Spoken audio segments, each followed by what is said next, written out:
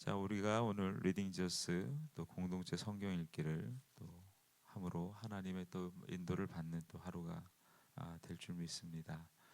어, 오늘 읽어야 될 우리 내용은 어, 이제 압살롬의 이제 죽음을 본 다윗의 슬픔이죠. 그리고 그 슬픔을 이제 넘어서 이제 다윗이 다시 이제 귀환을 준비합니다. 사무엘서라든지 또 구약의 그 내러티브라고 합니다. 그 이야기가 있는, 사실 성경 전체가 이야기입니다. 이야기라는 것은 하나님께서 우리에게 하실 말씀인 거죠. 우리도 보통 아이들에게 이야기를 해주잖아요. 엄마가 아빠가 이렇게 이렇게 살았어. 그것은 전하고자 하는 명확한 의도가 있습니다. 그래서 신약을 사는 우리에게 구약은 신약의 그림자입니다라고 주로 말하고 있습니다. 그림자라는 것은 본체가 있다는 거죠. 그래서 다윗을 통해서 한 인간의 내면을 들여다볼 수 있죠. 왕인데 인간입니다. 그는 훌륭한 또 업적을 남겼지만 큰 오점도 남겼습니다. 그런 다윗을 보면서 우리가 생각하는 것은 하나님께서 우리에게 무엇을 원하시는가라는 거죠. 그리고 하나님의 원하시는 바가 도대체 결론적으로 무엇인가. 그래서 우리는 이런 좀 연역적인 거죠. 결과를 가지고 가는 거예요. 시작하는 거예요. 그게 뭘까요? 성경은 예수님에 관한 이야기구나. 그게 우리가 지금 읽고 있는 성경 읽기의 핵심입니다. 예수님에 관한 이야기구나. 그럴 수밖에 없는 게 성경은 구원의 책입니다. 성경을 읽고 우리가 무엇을 하기를 원하시냐면 구원받기를 원하십니다. 그리고 구원의 은혜를 알기를 원하십니다. 그리고 구원의 은혜 안에서 살아가기를 원하십니다. 그것은 디모데후서 3장에도 너무 잘 나와 있죠. 모든 성경은 하나님의 감동으로 된 것으로 교훈과 책망과 바르게 함과 의로 교육하기 유익하다라고 말씀하고 있죠. 그래서 구원받은 자에게 성경은 구원의 확신을 주며 또 구원 이후의 삶을 어떻게 살아갈지를 말씀하고 있다면, 구원받지 않은 자들에겐 도대체 우리가 왜 구원을 받아야 되는가라는 말씀을 주고 있는 겁니다. 그러면 구약의 역사죠. 그리고 유대인의 역사입니다. 이스라엘의 역사를 우리가 들여봐 보는 것은 이스라엘이 훌륭해서가 아니라 하나님이 그들을 선택하셨어요. 그리고 말씀을 주신 거죠. 그 말씀을 그들이 받아 사는 삶의 이야기를 우리가 지금 보고 있는 것입니다.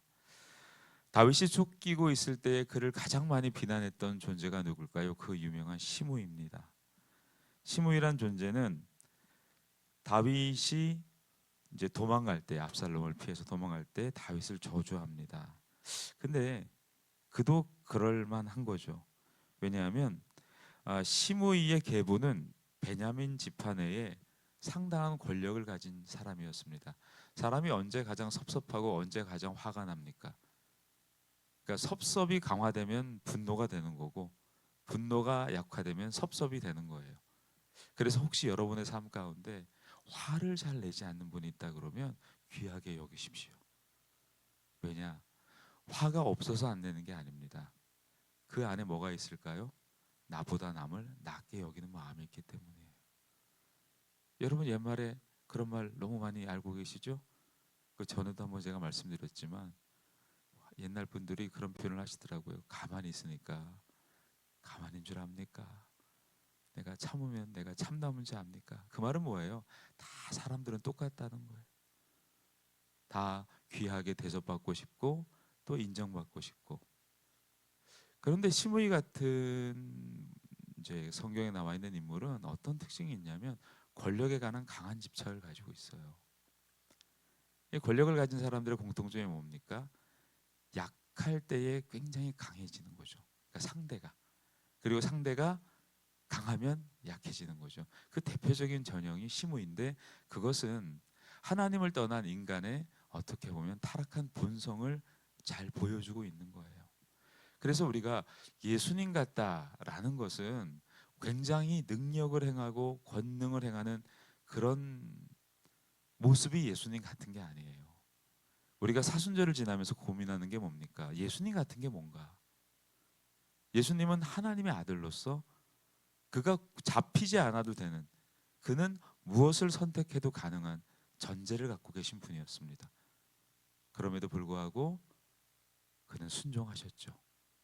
겟세마네 동산에서 간절히 기도했던 내용이 뭡니까?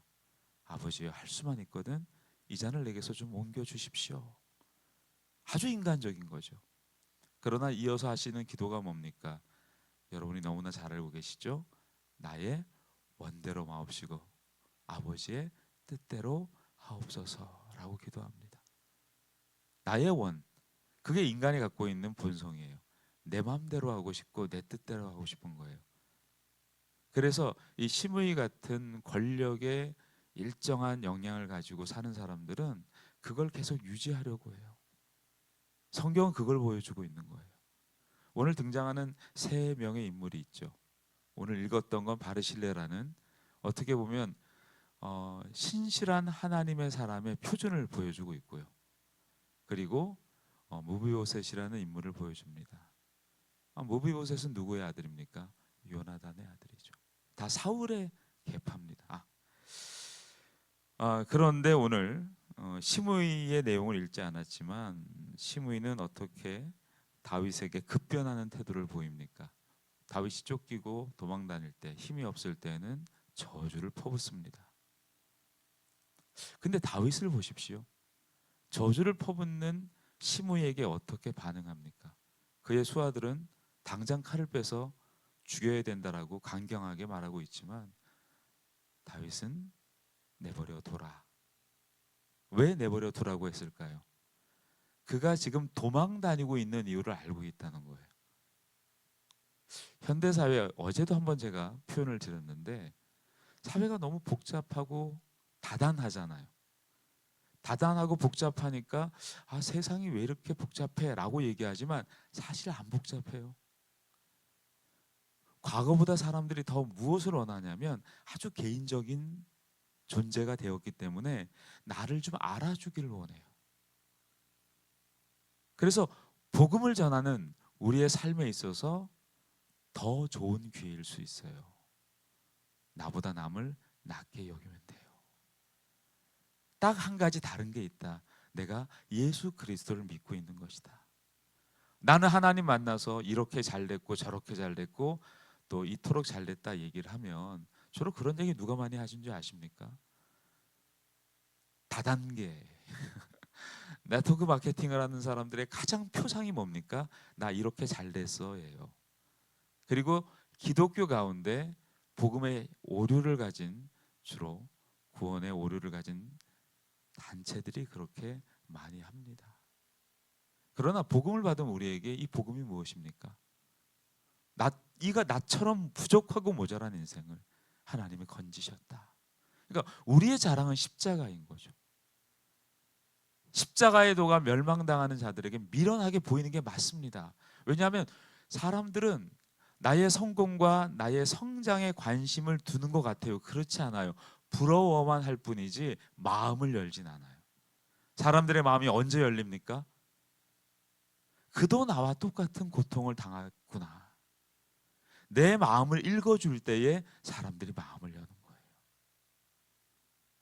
그게 과거와 오늘의 변화의 이유예요. 사람들의 마음이 바뀌었다는 건 사람들의 마음이 아주 개인적으로 돌아섰다는 거예요. 그래서 더 이상 성공이라든지 또 성장이라든지 이런 이야기가 사람의 마음을 여는 게 아니라 그건 사람의 욕망을 열어요. 욕망을 부릴 듯 일어나게는 해줄 수 있어요. 근데 사람의 마음을 여는 건 나와 똑같은 사람이구나. 그런데 변화되었구나. 그런데 기뻐하는구나. 그런데 즐거워하는구나. 이걸 사람들이 볼 때의 마음을 여는 거거든. 그러니까 시므이 같은 사람은 꿈에도 못 꿀 인생이에요. 얼마나 처세가 능합니까? 다윗이 다시 복권하니까 바로 무릎 꿇어서 비굴한 모습을 보이는데, 여러분은 가능하시겠습니까? 가능하지 않다면 은혜에 더 가깝습니다. 가능하다면 은혜와 조금 멀리 떨어져 있습니다. 왜요? 은혜는 정직과 맞닿아 있거든요. 다윗이 하나님의 은혜를 받았던 그 이야기에 담겨 있는 내용의 핵심이 뭡니까? 그의 중심이 겉과 속이 다르지 않았다는 거예요. 고백하고 말했을 때 오게 되는 손해가 있어요. 나단이 책망할 때에 오히려 왕의 권한으로 나단의 입을 틀어막을 수도 있잖아요. 어디서 그런 이야기를 하느냐. 그런데 다윗은 그 자리에서 돌이킵니다. 여러분, 그리스도인이 되었다는 건 각자의 삶 가운데 뭐가 있을까요? 회심의 사건이 있는 거 아닙니까? 내가 주님 앞에 나의 죄를 자백하고 내가 얼마나 큰 죄인이었음을 내가 아뢰는 그 사건이 여러분에게 다 있지 않습니까? 저는 회심의 깊이가 은혜의 삶을 결정한다고 확신합니다. 여러분의 삶 가운데 얼마나 큰 능력과 은혜와 삶의 경험을 했는가는 중요하지 않습니다. 왜냐? 제가 정말 깜짝 놀란 게 하나 있어요. 여러분 3번 IC 고가를 이렇게 금정 IC 고가를 내려가면 SGI라는 여러분이 잘 알고 계시는 남녀호랭개교라는 건물이 크게 있어요. 옛날에 제가 좀 개념이 없을 때 거기 전도하러 갔어요. 그 타 종단에 전도를 하러 가는 건 좀 그렇죠? 그런데 원래 뭐가 좀 씌이면 성령에 씌었는지 성과에 씌었는지 모르겠지만 가서 그분들을 만나서 이야기를 했어요. 물론 대놓고 예수님을 말하지 않았지만 궁금했어요. 왜냐? 저희 아주 과거에 저희 어머니가 잠깐 그 종교에 귀의했었고 저도 아주 어린 시절 잠깐 열심히 믿었어. 근데 어릴 때 믿었다는 건 믿은 게 아니에요. 거기에 관한 이제 어떤 기대가 있었다는 거죠. 제 기억으로는 동서남북으로 남녀호랭개교를 굉장히 수백 번씩 외쳤던 기억이 나요. 그러면 복을 준대요. 그래서 제 기억으로는 초등학교 2학년 때인가 그렇게 열심히 남녀호랭개교 했던 거죠. 그런 제가 어쨌든 구원을 입었으니 거기에 대한 관심이 있어서 가서 얘기를 했는데 깜짝 놀란 것은 정신병이 치유되고요, 불치병이 나았고요, 그런 간증이 있는 거예요. 이게 뭔가 아주 과거의 이야기입니다. 그리스도를 믿었다는 것은 물론 그 능력이 수반될 수도 있어요. 예수님의 아마 한 50%에 넘는 사역은 치유에 관한 겁니다. 근데 그 치유의 핵심이 뭔지 아십니까? 예수님이 곧 그리스도가 되신다는 것을 전하신 거예요. 죄 아래 있는 사람의 고통을 해결하는 것이 먼저이나 더 중요한 것이 있다. 그의 죄가 사함받는 것이다. 그러니까 권능을 행하고 치유가 일어나는 것은 핵심이 아니었고 그것을 통하여 예수 그리스도만이 죄 사함의 권세가 있다는 것을 보여주신 거죠. 그래서 우리가 하나님을 믿는다는 것은 회심의 은혜가 있는 거예요. 이것이 나의 간증이라는 것은 내가 하나님 앞에 얼마나 큰 죄인이었는가, 그럼에도 불구하고 하나님이 나를 건져내셨구나. 그것이 때로는 우리의 삶의 기억 속에 눈물 펑펑 흘리면서 하나님, 저는 죄인이었습니다. 여러분에게 그런 십자가의 은혜의 흔적이 있다면 장단컨대 여러분은 결코 하나님을 떠날 수가 없습니다. 십자가의 능력이 얼마나 놀라우냐. 여러분이 주님을 떠나겠다라고 몸부림치고 저 동쪽 끝에 있든 서쪽 끝에 있든 하나님이 추격해서 다시 데려오십니다. 그게 구원의 은혜입니다. 그래서 내 뜻대로 살고 싶지만 구원을 받은 이후에는 내 뜻대로 살 수 없다는 것을 깨닫는 시간이 어떤 시간이에요? 성화의 시간이에요. 다윗은 그 시간을 살아가고 있었고 시므이는 꿈도 못 꾸는 시간이었습니다. 그는 오직 권력에 중심되어서 그의 삶이 점철된 거죠. 그리고 그 시대에 등장하고 있는 수없는 인물들이 있잖아요. 후세라는 인물이 나오죠. 아히도벨이라는 인물이 나오죠. 한 사람은 너무나 탁월한 전략가였습니다. 그러니까 압살롬의 진영이든 다윗의 진영이든 양자가 다 인정할 만큼. 그런데 결국에 하나님은 그의 지혜를 쓰지 않죠. 왜일까요? 인간사 보면 다 사람들이 자기 뜻대로 살아가는 것 같은데 그렇지 않아요. 누구 뜻대로 돼요? 하나님의 뜻대로 됩니다. 여러분, 구신약의 이 헬라어로 집사라는 단어가 이 오이코노미아라는 뜻이거든요. 집을 관리하는 사람이에요. 그게 이코노미의 어원이 돼요. 경제라는. 뭘 의미합니까? 지금 자본사회가 돼서 세상이 너무 복잡하고 힘들고 다양하고 엄청나게 뭐 대단할 것 같지만 전혀 그렇지 않아요. 사람의 마음은 한결같습니다. 누구나 누가 필요해요? 하나님이 필요해요. 그래서 여러분들이 처해 있는 상황, 여건, 뭐 세상의 변화들 그렇게 여러분 신경 쓰지 않으셔도 돼요. 1960년대에도 신문기사는 이렇게 나오고 있습니다. 역대 최대의 불황. 1990년대 신문기사도 그렇게 나오고 있습니다. 엄청난 어려움과 위기가 닥쳤다. 요즘도 그러더라고요. 한결같죠. 한결같아요. 왜일까요? 사람들 마음이 늘 불안해요. 그래서 그 불안을 계속 조장해 줘야 돼요. 그래야 사람들이 열심히 불안하니까 돈도 쓰고 돈도 모으고 그래야 세상이 돌아가니까. 근데 성경은 누누이 한결같이 말씀하고 있습니다. 나는 이 땅의 주권자다. 나의 말을 청종하고 너희의 마음이 열려서 내 말을 듣는다면 너희는 살 것이다. 생명과 죽음과 복과 하가 내 앞에 있다. 선택해라. 그 말은 뭐예요? 결정되어 있다는 거죠. 왜 죽음을 선택하니? 왜 화를 선택하니? 복을 선택해라. 그러나 시므이의 인생은 그런 하나님의 주권과 전혀 동떨어져 있는 거죠. 그리고 요나단의 아들 모비보셋은 하나님의 은혜가 있어요. 그의 후대를 성경의 역사를 통해 바라보면 그의 후손들 가운데 용사가 태어나고 궁수가 태어나서 이스라엘 공동체의 역할을 감당하게 됩니다.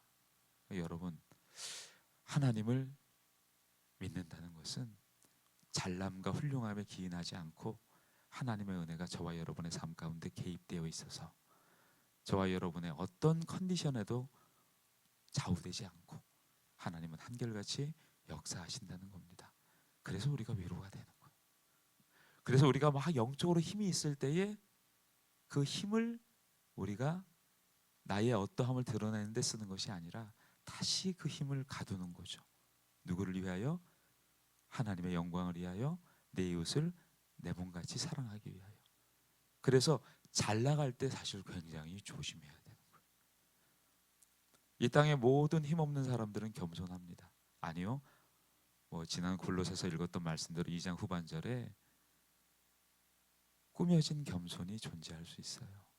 그런데 여러분들이 잘 되고 힘 있을 때 그때가 진짜 겸손인 거예요.